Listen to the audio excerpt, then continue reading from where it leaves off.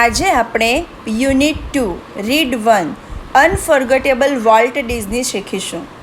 અનફોર્ગેટેબલ Walt Disney. અનફોર્ગેટેબલ એટલે ભૂલી ન શકાય એવા. Walt Disney. વોલ્ટ ડિઝની સમગ્ર વિશ્વની અંદર એમના પરિચયની કોઈ જરૂર નથી. કદાચ બધા જ એમને નામથી પરિચિત હશે.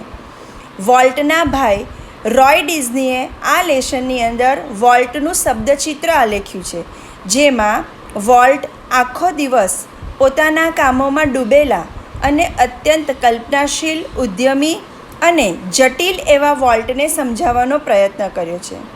વોલ્ટ ડિઝનીએ ડિઝનીલેન્ડ બનાવ્યું. જુલાઈ 1955 1955માં ડિઝનીલેન્ડ ખુલ્લું મૂકતા લોકોના ટોળા ત્યાં જોવા ઉમટ્યા. એના પરથી આપણને ખ્યાલ આવે છે વોલ્ટ ડિઝનીની સફળતા વિશે. ડિઝનીની નાની વાતને પણ મોટા અવસરમાં ફેરવી શકે એવું એમનામાં જીવન મંત્ર હતો. એ હંમેશા પોતાની દરેક સિરીઝની અંદર લોકોને સંપૂર્ણ મનોરંજન મળે એ માટે પ્રયત્ન કરતા. તો વોલ્ટ ડિઝની એ છે જેમણે ડિઝનીલેન્ડ બનાવ્યું અને જુલાઈ 1955માં એ ડિઝનીલેન્ડને ખુલ્લું મૂક્યું. ખરેખર ડિઝનીલેન્ડ અત્યંત સુંદર અને લોકોને મનોરંજન આપનાર છે. તો હવે આપણે લેસન જોઈશું. My brother Walt is no more, yet his influence linger like a living presence over the studio, where he turned out the cartoons, nature films and feature movies that made him known and loved around the world. લેસનની બિગિનિંગમાં જ Roy Disney જણાવે છે કે my brother Walt is no more, એટલે કે મારા ભાઈ વોલ્ટ એ જીવિત નથી. યેટ એટલે છતાં, ઇન્ફ્લુઅન્સ એટલે અસર, લિંગર્સ એટલે ટકી રહેવું, લિવિંગ પ્રેઝન્સ એટલે કે સતત હાજરી. વોલ્ટ જીવિત ન હોવા છતાં એમની સતત હાજરીની અસર સ્ટુડિયોમાં જોવા મળે છે. વેર એટલે ક્યાં કે જ્યાં. હી ટર્ન આઉટ ધ કાર્ટૂન્સ, કે જે સ્ટુડિયોમાં તેમણે કાર્ટૂન્સ, નેચર ફિલ્મ્સ અને ફીચર્સ મૂવી બનાવ્યા છે. અને એ જ સ્ટુડિયોની અંદર હિમ નોન એટલે કે તે જાણીતા બન્યા and loved around the world એટલે લોકો દ્વારા, વિશ્વ દ્વારા તેમને પ્રેમ મળ્યો. જે સ્ટુડિયોમાં તેમણે મૂવીઝ બનાવ્યા, લોકોનો પ્રેમ મળ્યો, એ સ્ટુડિયોની અંદર સતત હાજરી તેમની જોવા મળે છે. Even now as I walk around the studio crew, I half expect to encounter that tall country boy figure had bowed in thought about some new project. Roy Disney શું કહે છે? એન્કાઉન્ટર એટલે મળવું, કન્ટ્રી બોય એટલે દેશી છોકરો, even now I walk around the studio crew એટલે કે જ્યારે હું અત્યારે સ્ટુડિયોમાં ચક્કર લગાવતો હોઉં ત્યારે મને કન્ટ્રી બોય એટલે કે દેશી છોકરો, ટોલ એટલે ઊંચો દેશી છોકરો પ્રોજેક્ટના વિચારોમાં ડૂબેલો, બાઉડ ઇન થોટ્સ એટલે કે વિચારોમાં ડૂબેલો, અને ન્યૂ પ્રોજેક્ટ્સ એટલે કે પ્રોજેક્ટના વિચારોમાં ડૂબેલો, તલ્લીન એવો વોલ્ટ સાક્ષાત્કાર જોવા મળે છે. એટલે સ્ટુડિયોમાં અત્યારે એમની હાજરી જોવા મળે છે કે તે કેવો છે? ઊંચો દેશી છોકરો છે અને નવા પ્રોજેક્ટના વિચારોમાં ડૂબેલો છે. Walt was so much the driving force behind all we did, from making movies to building Disneyland, that people constantly mention his name as if he were still alive. Driving force એટલે કે પ્રેરક બળ.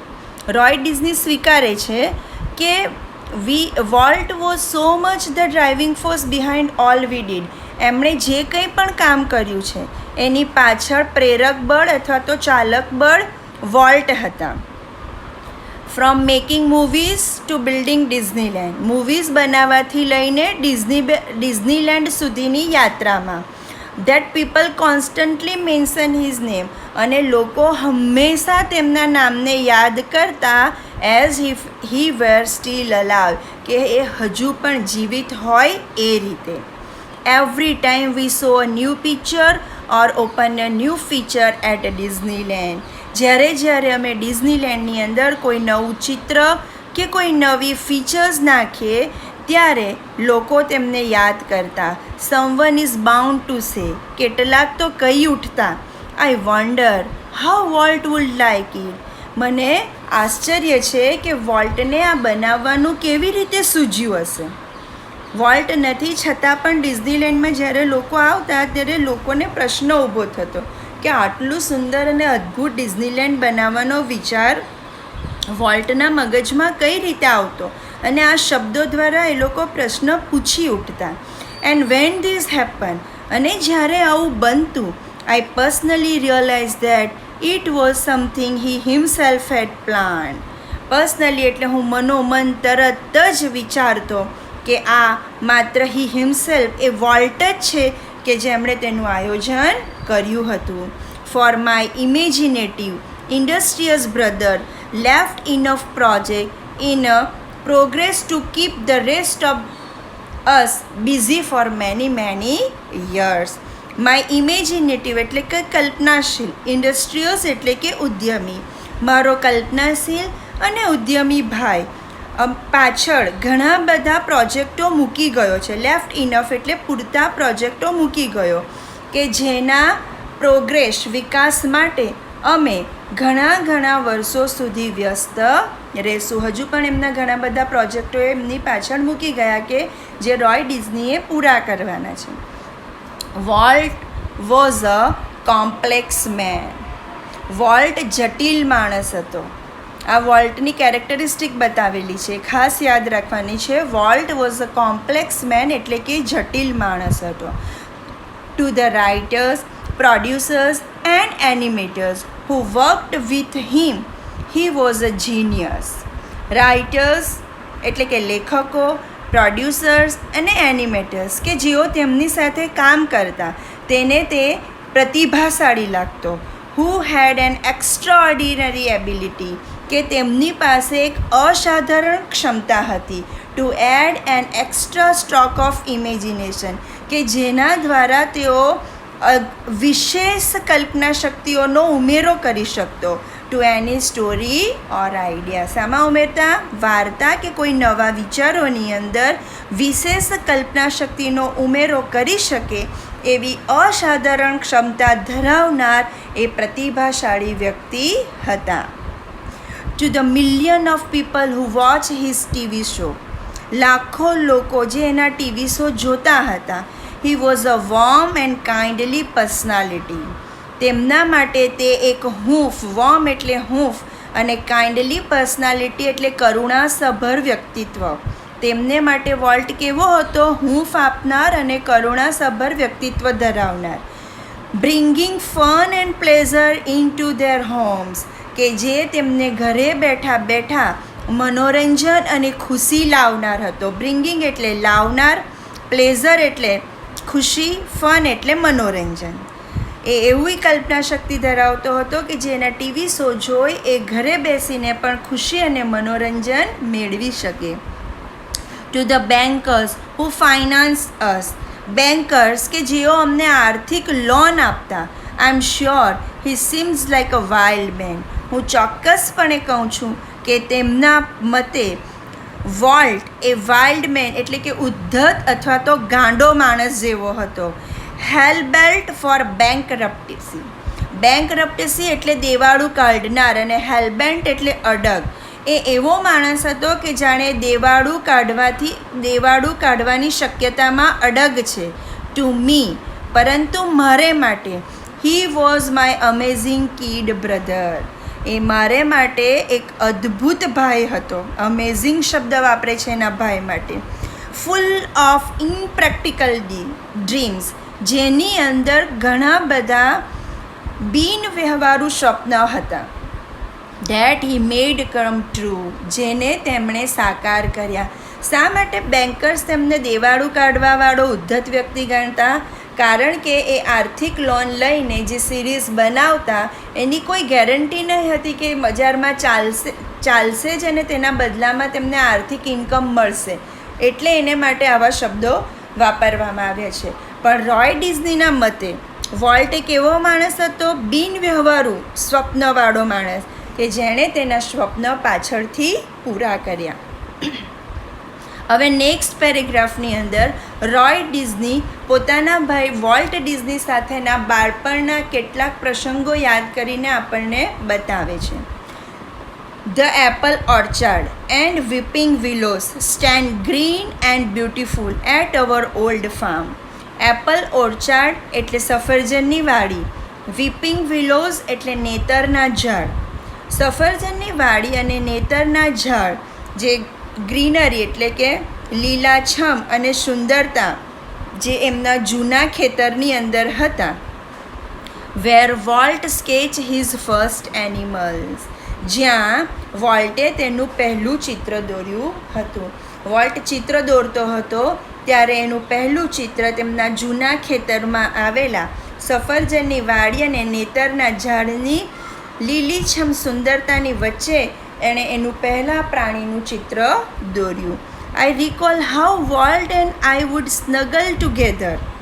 મને એ યાદ આવે છે કે વોલ્ટ અને હું, સ્ટગલ એટલે સ્નગલ એટલે લપાઈ જવું, ટુગેધર એટલે સાથે, અમે બંને સાથે લપાઈને પથારીમાં સૂતા હોય. And hear the hunting whistle of a locomotive passing in the night. And hear એટલે સાંભળવું, હન્ટિંગ એટલે ડરાવનારી, વિશલ એટલે સિટી, લોકોમેટિવ એટલે ટ્રેન, ડરાવનારી ટ્રેનની city, passing in the night જે રાત્રમાં પસાર થતી હતી, તેની ડરાવનારી સિટીને સાંભળીને હું અને વોલ્ટ બંને પથારીની અંદર લપાઈને સૂતા હોય. Our uncle Mike was an engineer.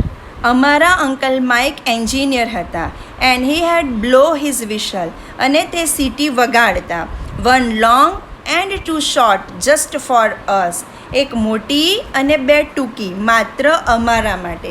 એમના અંકલ એન્જિનિયર હતા જે બે બાળકો માટે બે સીટી વગાડતા, એક મોટી અને બે ટૂંકી. Walt never lost his love for train. વોલ્ટે તેનો ટ્રેન માટેનો પ્રેમ કદી પણ ગુમાવ્યો ન હતો. યર્સ લેટર, વર્ષો પછી, an old fashion train was one of the first attraction at Disneyland. વર્ષો પછી પણ જ્યારે એણે ડિઝનીલેન્ડ બનાવ્યું ત્યારે એનું પહેલું અટ્રેક્શન એક જૂના જમાનાની ટ્રેન હતી. અટ્રેક્શન એટલે કે આકર્ષણ. As far back attraction at Disneyland. હવે પછીની સ્લાઇડમાં આપણે ટ્રેન જોઈશું જે ડિઝનીલેન્ડની અંદર આકર્ષણનું એક માત્ર સાધન બની હતી. આગળ જોઈએ. As far back as I can remember. હું ભૂતકાળની જો વાત યાદ કરું તો વોલ્ટ વોઝ ડ્રોઈંગ. વોલ્ટ શું કરતો હતો? ચિત્ર બનાવતો હતો. The first money he ever made was a nickel.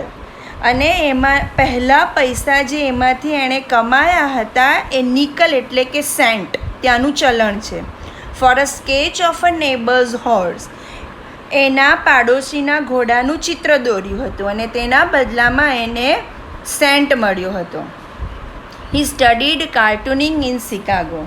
તેણે તેનો કાર્ટૂનિંગનો અભ્યાસ શિકાગોમાં મેળવ્યો. and then started a little animated cartoon company in Kansas City that flopped. અને ત્યારબાદ તેમણે એક નાનકડી એનિમેટેડ કાર્ટૂન કંપની કેન્ઝસ સિટીની અંદર શરૂ કરી જે ફ્લોપ્ડ એટલે કે ચાલી નહીં, નિષ્ફળ ગઈ. ફ્લોપ એટલે નિષ્ફળ જવી. I was in Los Angeles when Walt just 21. જ્યારે વોલ્ટ 21 વર્ષના હતા ત્યારે હું લોસ એન્જલિસમાં હતો. He decided to try his luck in Hollywood. તેમણે હોલિવૂડની અંદર તેમનું નસીબ અજમાવવાનો પ્રયત્ન કર્યો. I met him at the station. હું તેમને સ્ટેશન પર મળ્યો. He was carrying a cheap suitcase. તેમની પાસે એક સસ્તી સામાન્ય સુટકેસ હતી. That contained all of his belongings. Belongings એટલે જરૂરિયાતની વસ્તુઓ, જેમાં બધી જરૂરિયાતની વસ્તુઓ હતી. We borrowed $500 from an uncle. Borrowed એટલે ઓછીના લેવા. અમે $500 અમારા અંકલ પાસેથી ઓછીના લીધા. And Walt started a cartoon series called Alice in Cartoon Land. અને કાર્ટૂન શ્રેણીની અંદર વોલ્ટે એક નવી સિરીઝ ચાલુ કરી જેનું નામ હતું Alice. It was tough going. આગળ વધવું ખૂબ મુશ્કેલ હતું, કઠિન હતું. ટફ એટલે મુશ્કેલ, કઠિન. Walt did all the animation. વોલ્ટે એનિમેશનની શરૂઆત કરી. And I crank the old fashion camera. અને હું જૂના જમાનાનો કેમેરો ચલાવતો હતો. એટલે કે વોલ્ટ એનિમેશન બનાવતો અને રોય ડિઝની જૂના જમાનાના કેમેરાથી ફોટો સેશન કરતો. The Alice cartoon didn't make much of a splash. પરંતુ એલિસ કાર્ટૂને વધારે સફળતા મેળવી નહીં. સ્પ્લેશ એટલે સફળતા. So Walt started a new series called Oswald the rabbits. જેથી વોલ્ટે નવી સિરીઝ ચાલુ કરી જેનું નામ હતું ઓસ્વાલ્ડ રેબિટ્સ. ઓસ્વાલ્ડ રેબિટ એટલે બે ઊંચા કાનવાળું જે સસલું છે, જે આના પછીની સ્લાઇડમાં તમે એનું પિક્ચર જોઈ શકો છો. Oswald did better but when Walt went to our New York distributor for more money he ran into trouble. Oswald did better. ઓસ્વાલ્ડે થોડી સારી શુભ શરૂઆત કરી, પરંતુ વોલ્ટ જ્યારે ન્યૂયોર્કની અંદર એમના ડિસ્ટ્રીબ્યુટરને વધારે પૈસા માટે મળવા જાય છે ત્યારે ટ્રબલ એટલે કે મુશ્કેલીમાં મુકાઈ જાય છે. શું મુશ્કેલીમાં મુકાઈ જાય છે આપણને નીચે જોઈએ. What kind of a deal did you make kid? I ask. Roy Disney કહે છે કે મેં વોલ્ટને પૂછ્યું કે કયા પ્રકારની ડીલ તે કરી મારા ભાઈ? We haven't got a deal, Walt admitted. વોલ્ટે કહ્યું કે આપણને ડીલ મળી નથી. The distributor copyrighted Oswald and he has taken over the series himself. શું કહે છે કે ડિસ્ટ્રીબ્યુટરે આપણા ઓસ્વાલ્ડને કોપીરાઇટ કરી છે અને એ આ સિરીઝને પોતાના નામથી ચલાવશે. એટલે પૈસાની અછતને કારણે એની પાસે આર્થિક ઉપાર્જન ન હતું, માટે એણે આ સિરીઝને ડિસ્ટ્રીબ્યુટરને આપવી પડી અને ડિસ્ટ્રીબ્યુટર આ સિરીઝને એના નામથી બજારની અંદર ઇન્ટ્રોડ્યુસ કરશે. સ્ટ્રેન્જલી, વિચિત્ર રીતે, Walt did not seem down hearted. Walt બિલકુલ પણ ડાઉન હાર્ટેડ એટલે કે ના હિંમત ના થયો. આ સાંભળીને વોલ્ટ જરા પણ નિરાશ ના થયો. એટલે સ્ટ્રેન્જલી એટલે આ બાબત રોયને વિચિત્ર લાગી. We are going to start a new series. તરત જ હી એન્થુઝિસ્ટ એ તરત જ ઉત્સાહભેર વોલ્ટ કહે છે કે આપણે હવે નવી સિરીઝ ચાલુ કરવા જઈ રહ્યા છે. It's about a mouse. અને એ ઉંદર છે. એ સિરીઝ શાના વિશે છે? ઉંદર વિશે. And this time we will on the mouse. અને આ વખતે આ ઉંદરને આપણે આપણું કરી લેશું. આ લાઈન દ્વારા આપણને ખબર પડે છે કે વોલ્ટમાં સ્પિરિટ્સ છે, કે જ્યારે એને ખબર પડે છે કે એનું પોતાની સિરીઝ માર્કેટમાં બીજા નામથી ડિસ્ટ્રીબ્યુટર લોન્ચ કરવાનો છે, પણ એ જરા નિરાશ નથી થતો અને બહાર આવીને તરત જ નિર્ણય લે છે કે આપણે નવી સિરીઝ શરૂ કરીશું અને એ સિરીઝ છે ઉંદર. આગળ જોઈએ. The rest is a history. ભૂતકાળની વાત મને યાદ આવે છે. વોલ્ટ્સ માઉસ. વોલ્ટનું ઉંદર Mickey celebrated his 14th birthday in 1968. મિકીએ 1968માં વોલ્ટની 40મો જન્મદિવસને ઉજવ્યો. And a happy 40th it was. અને ખરેખર આ 40મો જન્મદિવસ આનંદિત બની ગયો. A quarter of a billion people saw a Disney movie in 1968.